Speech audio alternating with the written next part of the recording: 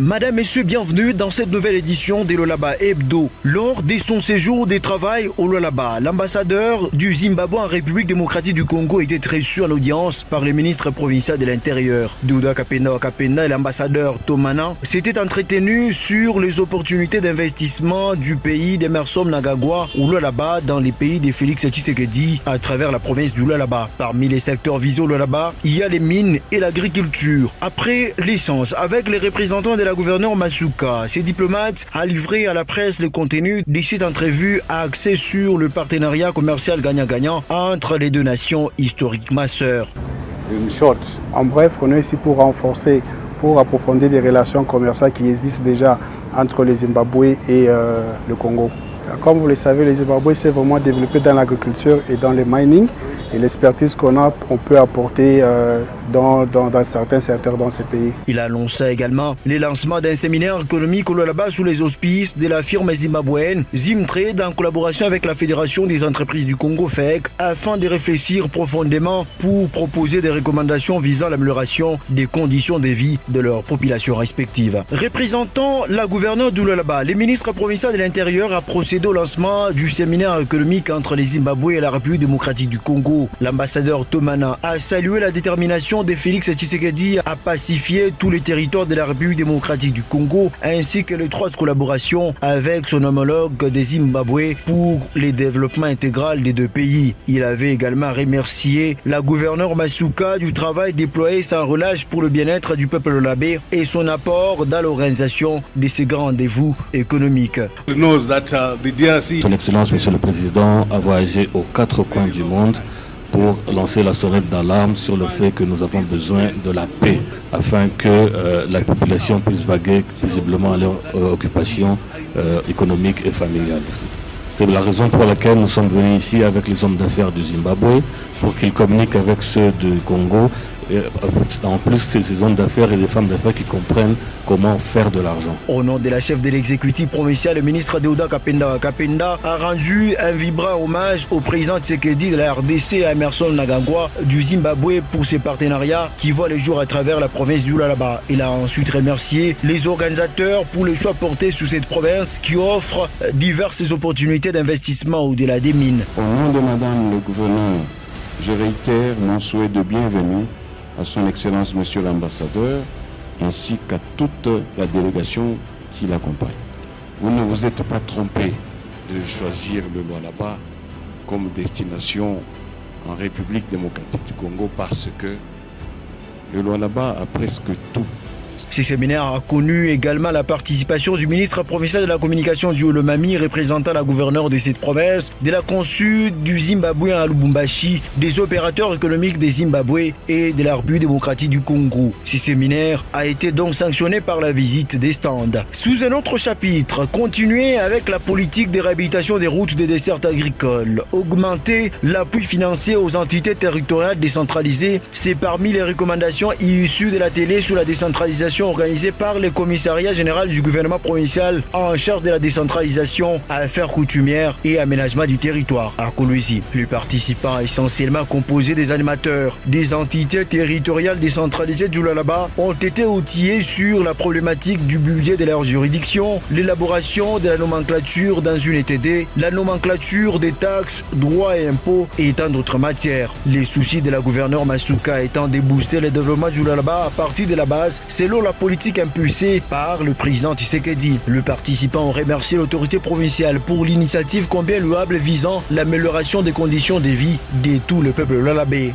Remercions vivement Madame le gouverneur de la province du Lualaba, son Excellence Marie-Thérèse Fifi Masuka Saïd, pour l'organisation et la réussite de cet atelier et demandons de nous accompagner.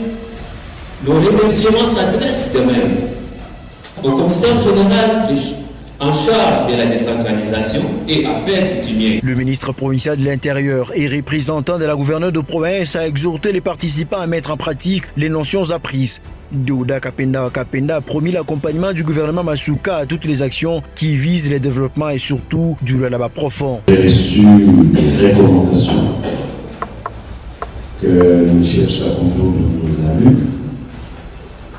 Je vais ferai le devoir, avec les commissaires en charge de la décentralisation, de faire parvenir à bon escient les recommandations et nous espérons que la commission de suivi qui sera instituée fera son travail à la satisfaction et de l'autorité et des populations qui sont restées dans nos entités.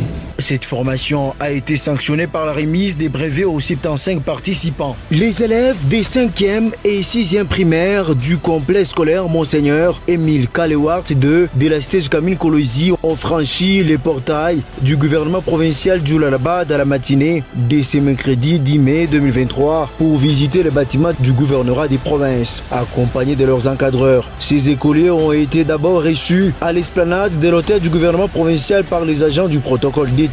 Ils ont pris le temps de leur expliquer brièvement l'organisation et le fonctionnement de l'administration de la province. Ces élèves et enseignants ont ensuite été conduits à la visite de la bonne partie des installations du gouvernement provincial. Au rez-de-chaussée, ils ont été amenés notamment dans la salle technique, la salle de contrôle et au ministère provincial du plan et budget où le ministre Mathieu Kazemenswana leur a fourni des explications claires et précises sur les différents services de l'exécutif provincial. Poursuivant son séjour de travail à Kinshasa, la gouverneure du Lualaba était mardi 9 mai 2023 devant la commission ECOFIN du gouvernement de la République conduite par le vice-premier ministre de l'économie nationale. Devant Vital Kamerhe et sa suite, Fifi Masuka Saini avait fait la lumière sur les récentes allégations de la FEC concernant une taxe imaginaire qui permettrait au gouvernement provincial de percevoir un montant de 3 millions de dollars américains par jour. Ces affirmations ont été balayées du revers de la main par la chef de l'exécutif provincial du Lualaba qui s'était fait accompagner lors de cette séance de travail de quelques membres de son gouvernement et ceux de son cabinet. En tant qu'économiste rompu, Masuka Saini s'est apaisanté sur le contour de la taxe relative au scanner qui revient actuellement à 100 dollars et cela est établi dans un arrêté ministériel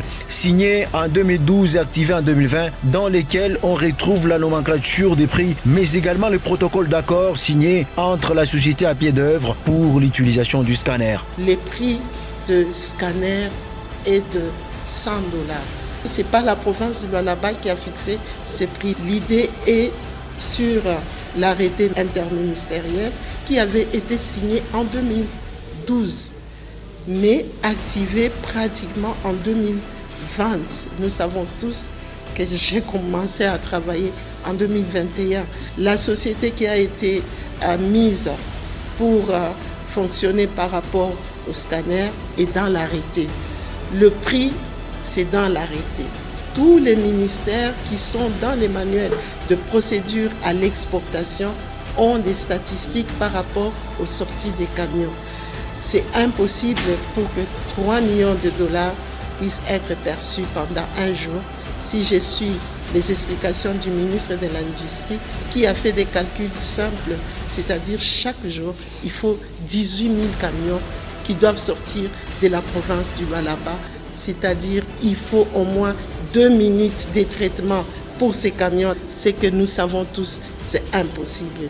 L'autorité provinciale a réitéré ses remerciements au vice-premier ministre, ministre de l'économie nationale qui a souhaité écouter notre son de cloche des autorités de la province du Lualaba à ces sujets. Pour Fifi Masuka Saini, ces affirmations sont donc entretenues par ses détracteurs qui sont à manque d'arguments. Dans la continuation de son séjour de travail à Kinshasa, la gouverneure de province a eu droit à l'hospitalité du Premier ministre. Fifi Masuka Saini a fait part à Jean-Michel Samalukonde Kenge de la situation générale de la province. Il s'agit notamment de la santé économique de la province du Cobalt avec en toile de fond la rareté de la farine de maïs dont le prix a pris l'ascenseur sur le marché. Masuka Saini a informé le numéro 1 du gouvernement des Warriors sur les dispositions prises par son équipe en approvisionnant ses administrés d'une quantité importante de cette denrée de première nécessité à un prix abordable. La situation économique est très préoccupante dans l'espace du Katanga, mais dans la province du Lualaba, nous sommes en train de surmonter un tout petit peu. Une bonne nouvelle pour la province du Lualaba.